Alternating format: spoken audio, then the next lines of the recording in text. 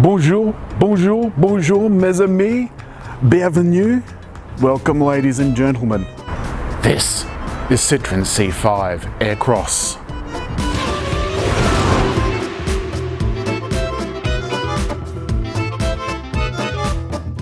You may be wondering why I have a can of shaving cream in my hand, because Citroën told me there's C's in this car. Let's see if we can go find one.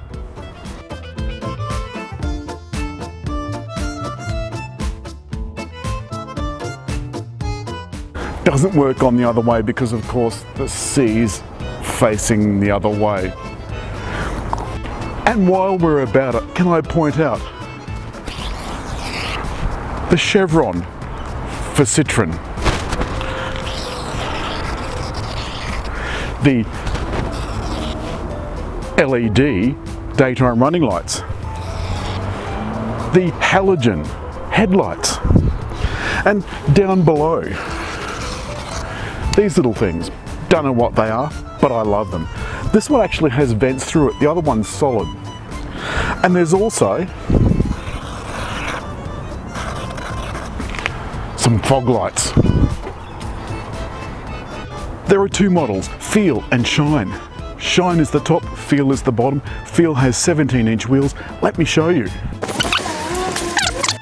And along the side, we have indicator repeaters. Just here. We have smart locking and entry and start. Just there.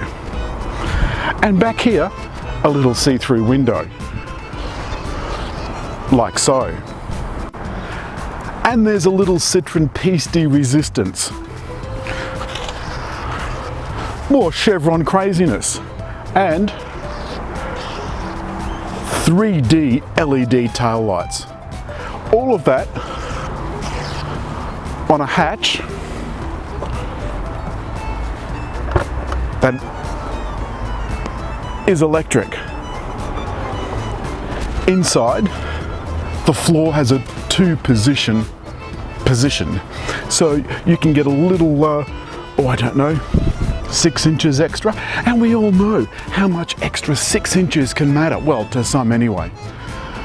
Never believed self-promotion. You can lock all the doors and close it by simply pressing this. I'm not going to because the key's in the car. This is Citroën C5 Aircross in its natural habitat, the inner city. It's not to say that it's not good for long highway trips. It absolutely is. It handles beautifully, rides sensationally, but more about that later. Everything this car does, it does well.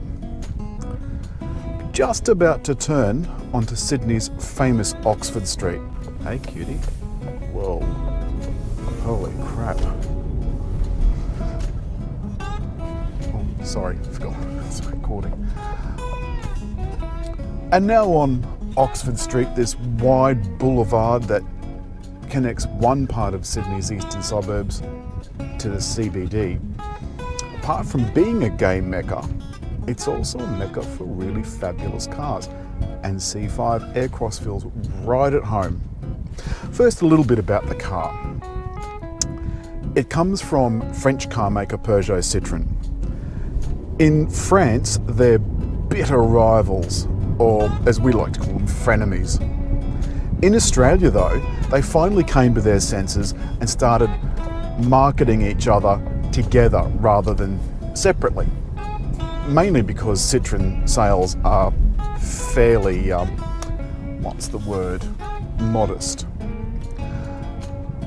Now, as the European Union moves towards electric vehicles, in the meanwhile they've shrunk petrol and diesel engines to a point where you could pop them in your pocket. This one is a 1.6 litre, 4-cylinder Euro 6 engine. On the highway, it gets under 7 litres per 100 kilometres. Well and truly. There's the figure just there. Around town, a little bit more. And if you were just doing city driving, it's around 10.3. But that's still not bad. Acceleration. Well, acceleration is what we like to term relaxed. In fact, best get out your calendar. It's 9.9 seconds to 100. And that's not bad by any means. It's just relaxed. One of the fantastic things about C5 Aircross is the sensational ride. Everything about this car is geared for gentle touring. The braking is gentle. There's nothing worse than those brakes that have nothing. Then they grab and try and push a face through the windscreen. It's incredibly unpleasant. Now, this part of the road, the New South Wales government has been working on for, I don't know, 200 years. And what was once a smooth surface is incredibly potted. And I came down the other day in a car that was fairly firm, and I nearly rearranged my organs. Just then I could hardly feel it. And that's partially due to Citroen's brand new suspension system. Gone is the sensational soft ride of the fabulous DS, and it's now replaced with a new system. This system, as you can see in my film, takes different galleries, little holes in the side of the piston inside your damper, and it allows varying amounts of fluid. It's deliciously simple, but very, very effective. It means that under normal circumstances, when the damper is not compressed, the ride is soft and pillow-like. It is a little wallowy on very hard turns, but this isn't a track car, and it's all the better for it. There are two models, Feel, which is the base model, and Shine, which is the top model.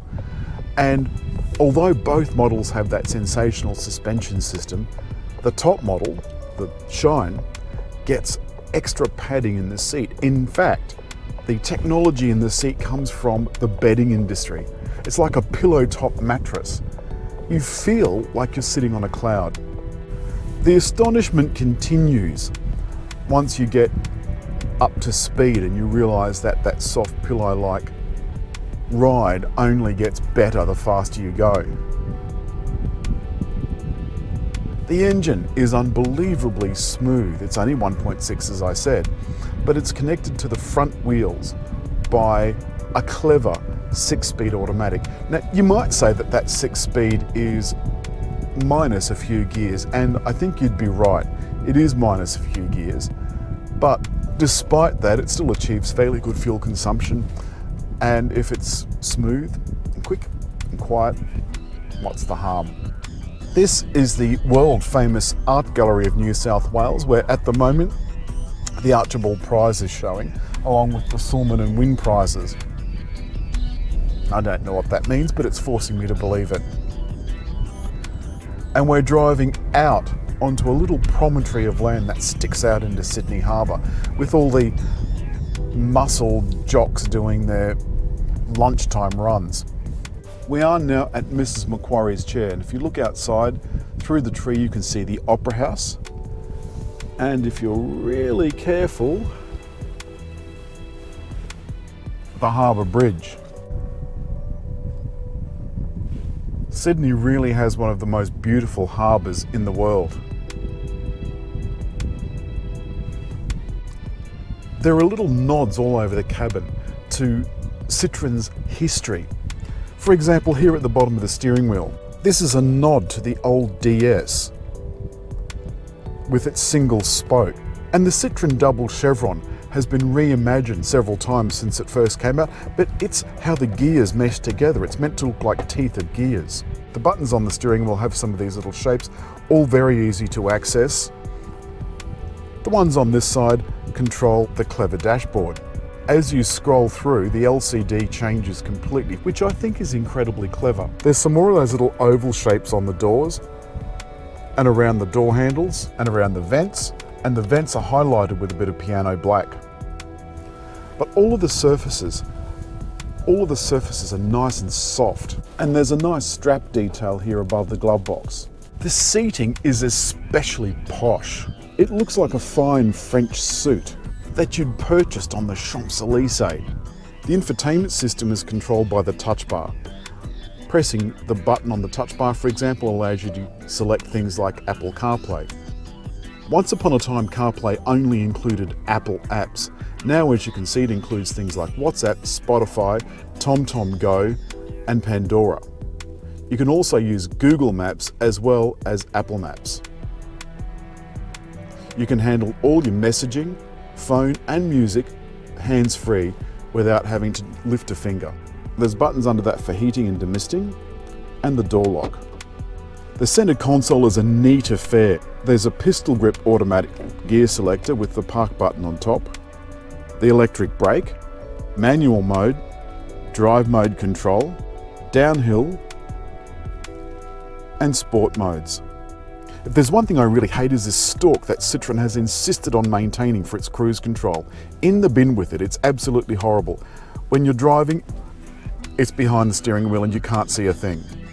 You'll see down here memory. One of the things that you'll notice here is a speed sign. That's speed sign recognition. It'll come up on the dashboard and ask you if you want to remember that and set your cruise control to that speed. Rear space is more than adequate for a car this size. In short, this is a pretty cool car. Citroën C5 Aircross scored the best ever for comfort. I gave it 10 out of 10. If I were you, I would reach just there and press the round button to subscribe.